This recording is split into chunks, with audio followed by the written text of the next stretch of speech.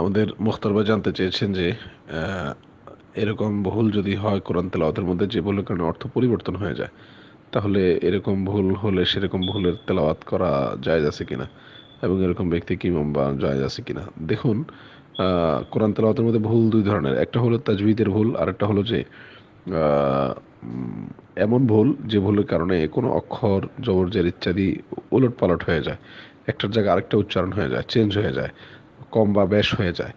এরকম ভুল যদি হয়, দ্বিতীয় প্রকার ভুল, তাহলে এটাকে বলা হয় লাহান। এই লাহানটা আবার দুই প্রকার, একটা হলো যার কারণে অর্থ পরিবর্তন হয়, আবার অনেক সময় দেখা যায় অর্থ পরিবর্তন হয় না।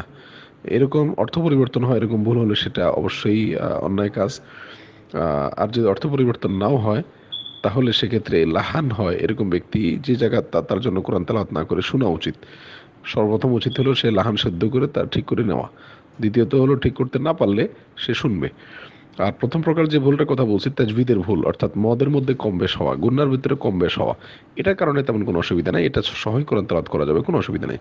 কোরআন কারীমকে আপনার মদ গুন্নার সবকিছু যথাযথভাবে টেনে ঠিক করে করার তাজভিদ, আল্লাহ তাআলা বলেছেন ওরাতিল কোরআন তারতিলা, কোরআনকে তারতিলের সাথে পড়তে বলা হয়েছে, ওইটা ফার্স্ট ক্লাসের পড়া। কিন্তু যদি কেউ ওটা পড়তে না পারে, তাহলে মদ গুন্না একটু এদিক সেদিক হলেও পড়বে, কোনো অসুবিধা নেই ইনশাআল্লাহ বিদিনিল্লাহ। আর যদি অর্থ পরিবর্তন হয়, এরকম ভুল কোনো অক্ষর উচ্চারণে বিকৃত হয়ে যায়, উচ্চারণ সহি করে পড়তেই না পারে এবং না করার কারণে অর্থ পরিবর্তন হওয়ার সম্ভাবনা থাকে, তাহলে সেক্ষেত্রে তার উচিত সংশোধন করে নেওয়া। যদি সংশোধন করতে চেষ্টা করার পরেও না পারে, তাহলেও সে এক তেলাওয়াত শুনবে, আর দ্বিতীয় হলো যে পড়বে।